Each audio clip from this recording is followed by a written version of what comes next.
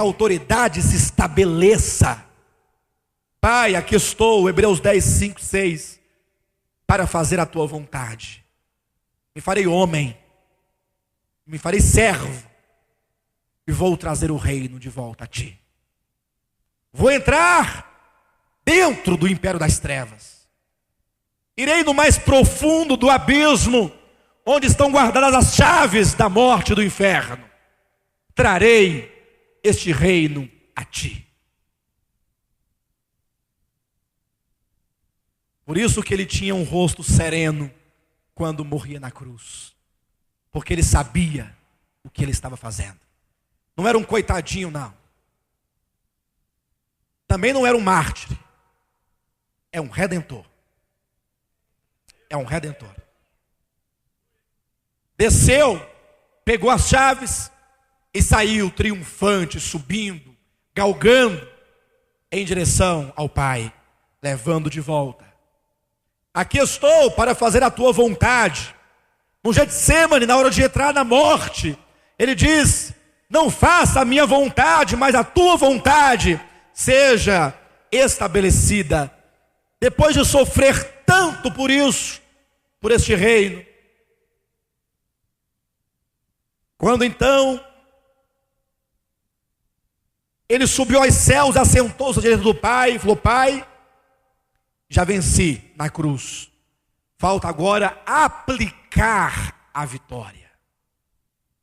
Como um juiz que determinou a sentença, está sentenciado, falta agora aplicar a sentença. Na aplicação da sentença pelo reino, quando foi, assentou-se à direita do Pai: Pai, agora eu vou trazer os inimigos teus, todos eles, um por um, eu vou subjugar. Jesus hoje está sentado à direita de Deus o Pai, colocando esses inimigos por estrado dos seus pés. Ele está trazendo esses inimigos. Só que o primeiro inimigo a ser vencido não é o diabo. Não é. O primeiro inimigo a ser vencido é o coração dos seus próprios filhos, que são, não raras vezes, inimigos da vontade do Pai. Ele quer subjugar a nossa natureza perversa, subjugar o nosso coração perverso. Ele quer tratar conosco. Por isso ele diz: quem quiser vir após mim, negue, tome a sua cruz. É o caminho do reino.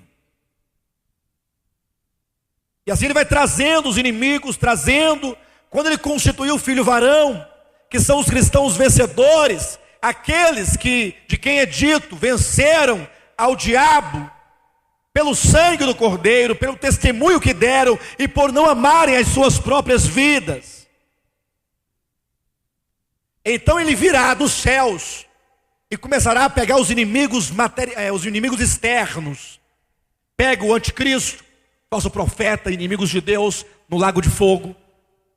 Pega Satanás, inimigo de Deus, com os seus principados e potestades, todo o seu reino espiritual, e o colocará no abismo, e o prenderá por 1000 anos. Fica aí, veja que ele está tratando, e as nações e os reis da terra, ele pisa, ele mata ali no Armagedon, aqueles reis que se opõem ao governo de Cristo. E agora as nações olham para ele e ficam: nosso diabo já foi preso, nossos reis já morreram, os nossos demônios também já foram, nosso líder principal, o anticristo, também foi lançado no lago de fogo, e agora Jesus vai reinar. Só que antes disso, quando estiver tudo subjugado, antes do milênio, ele vai chegar ao Pai: Pai, a minha obra de te devolver o reino está cumprida. Já prendi o diabo, já prendi os demônios, os seus exércitos, os reis, já está tudo, destruí todos aqui, as nações estão todas subjugadas, aqui está aquilo que é teu, o reino. Na sua vinda, ele entrega o reino ao Pai. É teu, missão foi cumprida. Aí o Pai vai olhar para o filho, Salmo capítulo 2, e dirá: filho, pede-me, Versículo 8 de Salmo 2. Pede-me, e eu te darei as nações por... O que é o reino milenar? É uma era de galardão. Eu vou dar àquele que conquistou o reino. Se Jesus conquistou o reino ao Pai, Ele herdará por um período de 1000 anos como uma forma de galardão, de salário.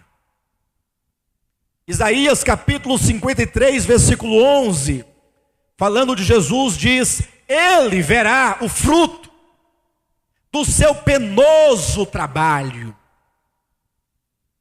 e ficará satisfeito. Ele verá o fruto do seu penoso trabalho. Então no final, na sua segunda vinda, no momento que ele fala: Pai, aqui está o reino de volta, o Pai fala: então pede-me e eu te darei por herança as nações. Agora o Pai diz: filho, você irá reinar sobre esse reino conquistado, este reino triunfante com teu sangue precioso, por 1000 anos. É o galardão de Cristo. Como homem, na qualidade de homem, temos que dividir a concepção de Jesus Cristo, homem e Deus. Porque como Deus não é a necessidade de galardão, mas como homem, Ele viveu, sofreu, trabalhou. Por isso é dito lá em Hebreus capítulo 2, falando de Adão, lá de Gênesis 1:26, e também da argumentação do salmista, capítulo 8 de Salmos, fala assim: vemos todavia Jesus. Quando fala Jesus, é uma referência à divindade ou à humanidade? Humanidade. Lembra? A virgem dará à luz um filho e lhe porás o nome de Jesus. Vemos todavia Jesus, aquele que por causa dos seus sofrimentos foi coroado de glória e de honra. Coroado, posição para reinar.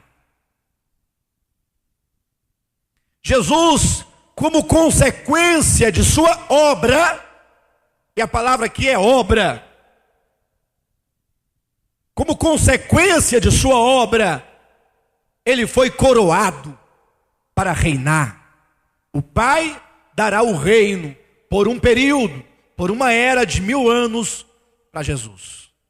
Mas os irmãos lembram que lá em Mateus capítulo 16, quando Jesus falou assim: olha, é necessário que o Filho do Homem vá para Jerusalém, seja morto, espírito insultado, e ao terceiro dia ressuscite dentre os mortos. Ele não estava aqui apontando o caminho da conquista do reino? E Pedro falou: Senhor, isso de modo algum te acontecerá. E ele diz: arreda, Satanás, porque tu não cogita das coisas de Deus, mas sim das coisas dos homens. Em seguida Jesus olhou para trás e falou assim: quem quiser vir após mim. Não é um convite de salvação. Esse vir após é: eu estou indo sofrer em Jerusalém, eu vou ser morto, crucificado, espancado, mas ao caminho da conquista do reino. Tem alguém, discípulo, que já creu em mim e que gostaria voluntariamente de se associar comigo nessa conquista do reino? Cristãos hoje tem muitos. E alguém falou no programa de televisão de ontem que nós temos essas músicas, essas luzes, dançamos porque somos um povo feliz, salvo. É verdade. Mas quantos querem a cruz? A renúncia. Quantos querem? Se alguém quiser, o convite está estendido. Vir após mim, Jesus convida. Se Jesus, ele herda o reino por causa dos seus sofrimentos, morte. A obra de Cristo é a obra da renúncia. É um tratamento profundo com aquilo que está no coração. Se a obra de Cristo é uma obra de descer, se humilhar, se fazer homem, pior que os homens, servo de homens, morrer, morte de cruz. Vir após Cristo é passar por todos esses processos. Então, se Cristo herda o reino por essas obras, por esse sofrimento, então é justo e correto que ele então divida, venha compartilhar este reino com todos aqueles que juntamente com ele passaram pelo mesmo processo, pelo mesmo procedimento. Abre Apocalipse capítulo 2 e veja o que é dito a esse respeito. Apocalipse capítulo 2, versículo 26 em diante. Ao vencedor. Observe que vencedor dá uma ideia de quê? De esforço, ou não? Aquele que ganha a maratona, que ganha uma Olimpíada, que ganha uma Copa do Mundo, ou que ganha uma partida de xadrez. Não pense que jogar xadrez é fácil, não. Requer um esforço muito grande mental. Requer treino, noites e noites, dias e dias, semanas e semanas ali envolvido, não é? Quem não tem esforço não vence. A vitória é o resultado de muito esforço. Ao vencedor, quer dizer, aqueles que se envolveram numa batalha, se esforçaram muito e chegaram lá. Ao vencedor, que guardar até o fim as minhas, olha o termo aí. Jesus fala, eu tenho obras, vocês precisam guardar as minhas obras, terem consigo as minhas obras, para praticarem as minhas obras. Aqueles que guardam até o fim as obras de Cristo, o que ele diz? Eu lhe darei autoridade sobre nações. O pai diz ao filho, pede-me, eu te darei nações por herança. E o filho diz, e aquele que vencer comigo, eu compartilho o governo dessas nações. É o reino compartilhado com os vencedores. Ele diz, 27, e com um cetro de ferro as regerá, e as reduzirá a pedaços, como se fossem objetos de barro. Assim como também eu recebi de meu pai, dar-lhe-ei ainda a estrela da manhã. Eu recebi do meu pai essa atribuição, estrela da manhã, aquela posição, aquele ofício que outrora estava na mão de Lúcifer, foi tirado dele, porque ele se rebelou, e agora foi dado ao filho, e o filho diz, eu compartilho com vocês a estrela da manhã, ou a posição de reinar sobre a terra.